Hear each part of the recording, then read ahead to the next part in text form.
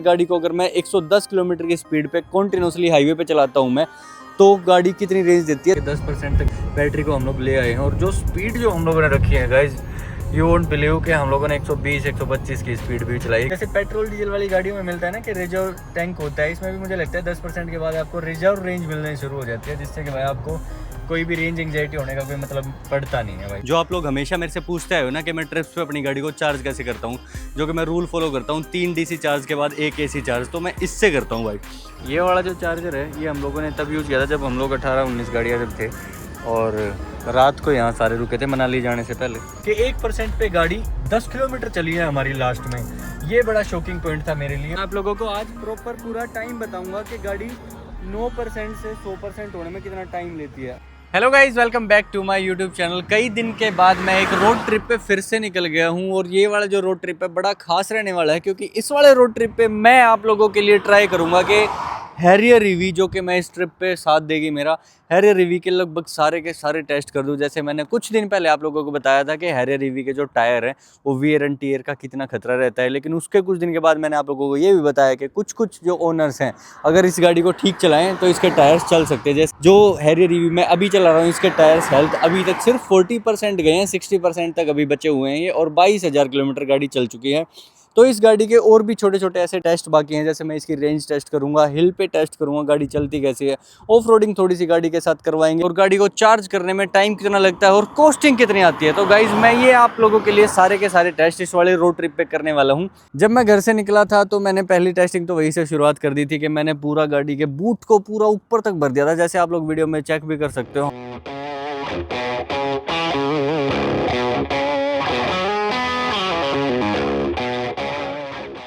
जब तक पैकिंग हो रही है मैं आप लोगों को एक प्रोडक्ट दिखा देता हूँ। जो आप लोग हमेशा मेरे से पूछते हो ना कि मैं ट्रिप्स पे अपनी गाड़ी को चार्ज कैसे करता हूँ, जो कि मैं रूल फॉलो करता हूँ 3 DC चार्ज के बाद 1 AC चार्ज, तो मैं इससे करता हूँ भाई। आप लोग बोलोगे कि इसकी प्रॉपर डेडिकेटेड वीडियो चाहिए तो मैं वो भी दिखा दूंगा। ये 7.5 किलोवाट का चार्जर ट्रिप पे दिखाता हूँ मैंने इससे अपनी गाड़ी को कैसे चार्ज किया है।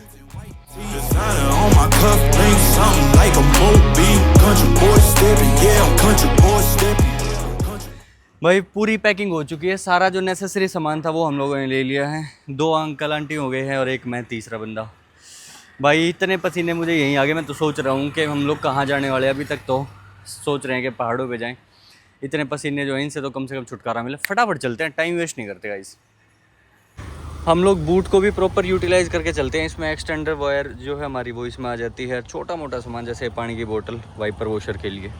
अभी जो रेंज टेस्ट चल रहा है वीडियो के साथ साथ वो चल रहा है गाड़ी को अगर मैं 110 किलोमीटर की स्पीड पे कॉन्टिन्यूसली हाईवे पे चलाता हूँ मैं, तो गाड़ी कितनी रेंज देती है 300 किलोमीटर तक। ये वाला रेंज टेस्ट है मेरे घर से लेकर लगभग 310 किलोमीटर जो मेरा फर्स्ट स्टॉप होगा वहाँ तक कितनी बैटरी गई है। चलो भाई स्टार्ट कर देते हैं अपने ट्रिप को यहाँ से जीरो के साथ। 100% बैटरी, 432 किलोमीटर की टोटल रेंज। AEC वगैरह आपको आगे जाके पता चल जाएगा।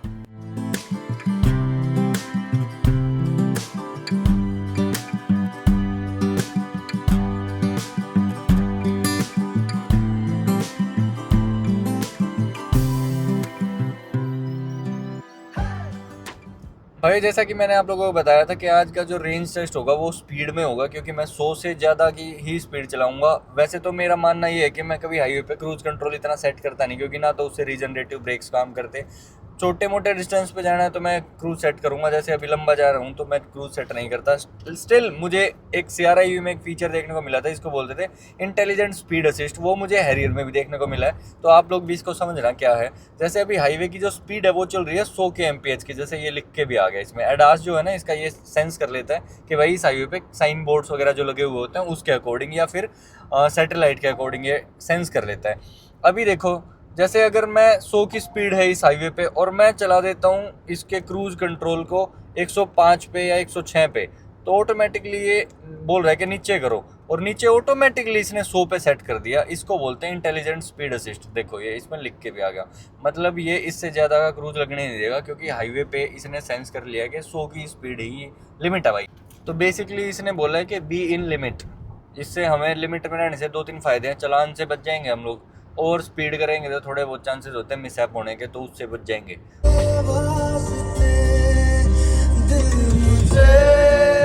लगभग 152 किलोमीटर चल चुके हैं और 152 किलोमीटर चली है गाड़ी 41% में। 300 किलोमीटर गाड़ी ने कंप्लीट कर दिए हैं और स्टिल अभी 22% बैटरी बची हुई है। तो भाई जो हमारा जो फर्स्ट स्टॉप था ना वो था लगभग 300 किलोमीटर का घर से, लेकिन हम लोग थोड़े से लेफ़्ट राइट होते हुए चल रहे थे, थोड़ा रुकते हुए चल रहे थे। तो अभी तक हम लोग चल चुके हैं 346 किलोमीटर और हमारा फर्स्ट टाइम ऐसा हुआ है इस वाले ट्रिप पे कि 10% तक बैटरी को हम लोग ले आए हैं। और जो स्पीड जो हम लोगों ने रखी है गाइज, यू वोंट बिलीव कि हम लोगों ने 120 125 की स्पीड भी चलाई है, क्योंकि हाईवे पे जो लिमिट थी हम लोगों ने वो पूरी यूज़ करी है। तो 347 किलोमीटर अभी तक गाड़ी चली है। 10% के बाद इसमें कैपिंग लग जाती है स्पीड की। 80 किलोमीटर पर आवर की स्पीड इसकी मैक्सिमम पकड़ी जाएगी। थोड़ा सा डाउन साइड था तो इसलिए 82 तक पहुंच गई थी, बाकी जैसे फ्लैट रोड आएंगे तो 80 हो जाएगी भाई इसकी स्पीड। और अब जो हम लोग फेस कर रहे हैं वो ये फेस कर रहे हैं कि हम लोगों ने ज़्यादा लंबा टारगेट रख लिया था कि घर से डायरेक्ट खाना खाएंगे जहाँ हमारा फर्स्ट चार्जिंग होगा, और वो हमारा फर्स्ट चार्जिंग हो गया इस हिसाब से 350 किलोमीटर से भी ज़्यादा।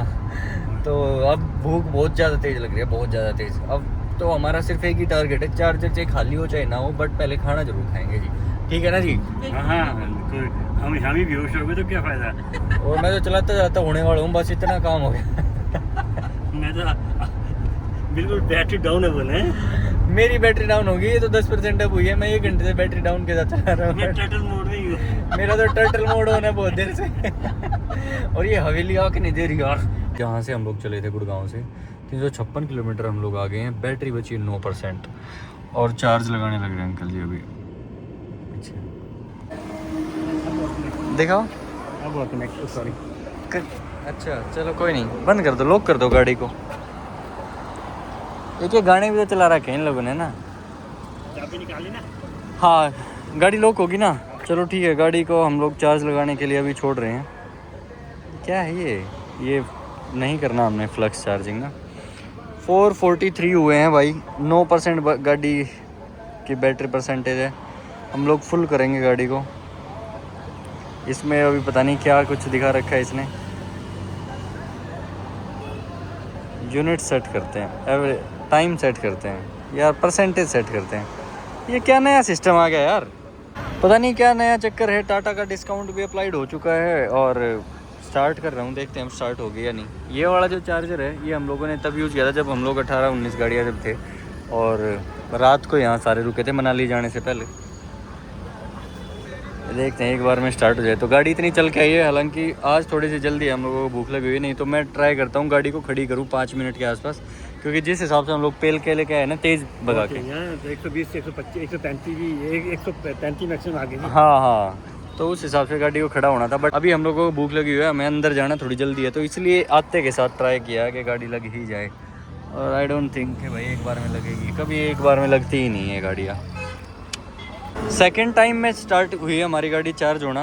ये वही वाली प्रॉब्लम है जो मैं बता रहा था ना आप लोगों को। एक बार में चार्जिंग इसलिए नहीं लेती क्योंकि बहुत तेज़ हम लोग चला के लेके आए हैं गाड़ी को, थोड़ा सा ठंडा होने में टाइम लेता है। इसका BMS जो है, BMS भी काम करने लग जाता है ना, क्योंकि 9% भी तो बैटरी रह गई थी। एकदम से इसमें ये आ गया था, कार नीड्स इमीडिएट चार्जिंग। तो अभी एक बार फटाफट खाना खा लेते हैं और मैं आप लोगों को आज प्रॉपर पूरा टाइम बताऊंगा कि गाड़ी 9% से 100% होने में कितना टाइम लेती है। अभी तो हम लोगों ने जो इसमें अमाउंट सेट किया 1500 रुपये का अमाउंट सेट किया है, और चार्ज भी बताऊंगा कि कितना लगता है। 80 किलोवाट की भाई स्पीड आ रही है गाड़ी चार्ज होते टाइम पे, और हम लोग यहाँ खाना खाने के लिए अंदर आ चुके हैं। 120 किलोवाट का टोटल चार्जर है। वैसे अगर 2 गाड़ियाँ लग जाए तो 60 किलोवाट की स्पीड पकड़ेगा। एनीवे गाइस 110 किलोवाट तक तो मैक्सिमम चार्जिंग कैपेसिटी है हैरियर ईवी की, बट स्टिल इसने 80 पकड़ रखा है जी, तो ये गलत चीज़ है। पूरा लेना चाहिए 110 तो कम से कम, क्योंकि 120 किलोवाट तक की गन है वो। हमने इसलिए बुक किया कि 120 मिलेगा। हाँ बिल्कुल, इतनी देर भूखे हम इसलिए रहे ताकि हमें लगा कि मेगा चार्जर 120 किलोवाट का, 110 की हमारी कैपेसिटी है हैरियर की, बट 110 तो एटलीस्ट ले, ये तो ले रहा है 80 के हिसाब से भी इसमें टाइम दिखा रहा है। ये देखो एक चीज़ और दिखाता हूँ आज आप लोगों को। ये देखो ये है 18 मिनट। आप लोग सोचोगे 18 मिनट क्या दिखा रहा है, आप लोग देखोगे कि 17 मिनट दिखा रहा है। 17 मिनट का मतलब यहाँ ये है कि ये जो आउटपुट पावर जो है ना 80.78 किलोवाट की, ये सिर्फ इतनी मिनट तक, 17 मिनट तक इतनी पावर लेगा, इसके बाद इसको कम कर देगा। अब देखना ये रहेगा भाई 9% से लेके 17 मिनट में ये कितना चार्ज करता होगा गाड़ी को। ये भी आपको कुछ प्रोज एंड कॉन्स पता होने चाहिए कि जब आप किसी मेगा चार्जर पे जाओ तो आपको ये भी चीज़ें फेस करने को मिलेंगी शायद, क्योंकि 22% अभी तक हुई है, 17 मिनट में क्या ही हो जाएगी और उसके बाद स्लो होएगा। ये तो एक्सेप्टेबल है ही नहीं कहीं ना कहीं। भाई क्या आत्मा तृप्त हुई है कसम से, इतना खा लिया ना, इतना खा लिया।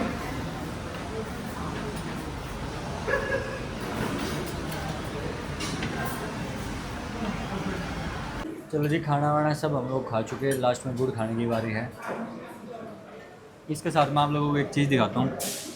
जो मैंने बताया था ना कि 17 मिनट तक गाड़ी चार्ज होगी फुल, मैक्सिमम पावर कैपेसिटी जो कि इसने हमें दी थी 80 किलोवाट की। उसके बाद देखो 17 मिनट के बाद जो इसने पावर लेनी शुरू करी है वो ली है 35 किलोवाट की। पहले 60 ले रही थी, उससे भी कम होगी भाई। और ऐसा भी नहीं है कि दो गन दोनों की दोनों यूज़ हो रही है, नहीं। देखो एक गन तो खाली पड़ी है, वैसे टच करके देखते हैं तो पता चलता है खाली है भाई। दूसरी गन तो कनेक्टर 1 ही है जो चल रहा है। ये सिस्टम मुझे अटपटा लगा जी। हाँ, जब गन खाली है पूरी पूरी लोड दो। और जो टाइम है अभी भी इसमें तो टाइम शो ही नहीं करता ना एक्चुअली कितना लगेगा फुल remaining नहीं चार्ज। करता। रिमेनिंग नहीं करता इसमें, टाइम रिमेनिंग की जगह पे ऐसे पूरा ब्लैंक आ जाता है, ये देखो है ना, तो टाइम शो नहीं करता। एनीवे गाइस, फुल चार्ज करके निकलेंगे। हम लोगों ने खाना खा लिया था, उसके बाद एक एक चाय हो जाए इनकी, मेरी नहीं। 56.59 यूनिट्स ली हैं और 1167 रुपये का बिल आया है। तो ये इतना कुछ है भाई। तो इस हिसाब से अगर मैं इसको डिवाइड करके देखूँ 1167 डिवाइड बाई 56.59 तो ये 20.67 कुछ रुपए आ रहे हैं। तो इसका मतलब लगभग 21 रुपये पर यूनिट पड़ रहा है। 5 रुपये कट भी गए थे जिसमें से टाटा की वजह से, क्योंकि 5 रुपये का हम लोगों का डिस्काउंट मिला था। एनीवे चार्ज वगैरह अलग अलग के उतना ही हो गया, 5 रुपये एक्स्ट्रा ऐड ही हो गए। 17 और 4 21, 4 रुपये फिर ऐड हो गए टैक्स का लगा के चलें तो ऐसे। लो भाई, गाड़ी हम लोगों ने चार्ज कर ली है। लगभग गाड़ी चार्ज हो गई है 99% और 356 किलोमीटर पहले चला दी थी। और ट्रिप भी है उसको मैं अगेन जीरो कर देता हूँ। जहाँ हम लोगों को जाना है, मतलब धर्मशाला जाना है, वहाँ से यहाँ से लगभग 200 किलोमीटर है वो। देखते हैं कितनी % बैटरी पहाड़ों में यूज होगी। आते टाइम आप लोगों ने देख ही लिया कि हम लोग पूरी गाड़ी को तेज़ भगा के लेके आए थे, तब 356 किलोमीटर गाड़ी ने रेंज निकाली थी। लेकिन मैं शॉक्ड हो गया ये देख के कि 1% पे गाड़ी 10 किलोमीटर चली है हमारी लास्ट में। ये बड़ा शॉकिंग पॉइंट था मेरे लिए, और आप लोगों को भी शायद उस चीज़ से हेल्प मिलेगी, क्योंकि एक तो इसकी जो स्पीड है उस पर कैपिंग लग जाती है 10% के बाद। मैक्सिमम 80 किलोमीटर पर आवर की स्पीड ये गाड़ी लेती है, उसमें एक रेंज काफ़ी बेटर निकाल देती है। तो लास्ट के 10% में एक तरीके से आप लोगों को एक रिजर्व रेंज मिल जाती है, जैसे पेट्रोल डीजल वाली गाड़ियों में मिलता है ना कि रिजर्व टैंक होता है। इसमें भी मुझे लगता है 10% के बाद आपको रिजर्व रेंज मिलने शुरू हो जाती है, जिससे कि भाई आपको कोई भी रेंज एंग्जाइटी होने का कोई मतलब पड़ता नहीं है भाई, मेरे अकॉर्डिंग अभी तक का जितना मैंने इस गाड़ी को चलाया है।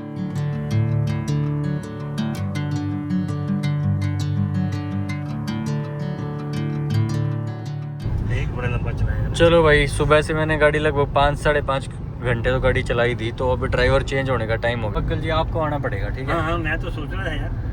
हाँ, आप ये सोच रहे थे कि मैंने ज़्यादा खींच दिया ना? नहीं। आप फिर आपने मेरे ऊपर दया नहीं आ रही क्या आज?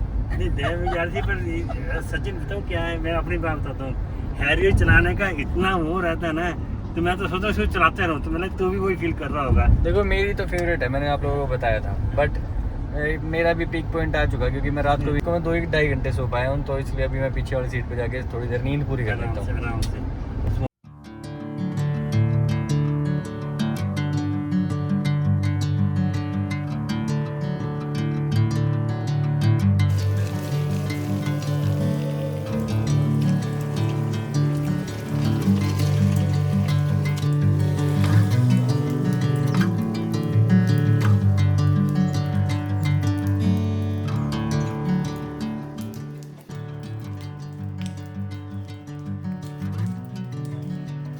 तो वैसे तो हम लोग रात को ही आ गए थे, लेकिन मैं रात को वीडियो इसलिए नहीं बना पाया क्योंकि ड्राइव इतनी लंबी हो गई थी, लगभग 550 किलोमीटर, तो थक से गए थे। आते के साथ सोना था पहले, तो इसलिए अब सुबह उठे हैं, तो मैं इस ब्लॉग का एंड कर रहा हूँ यहीं पे।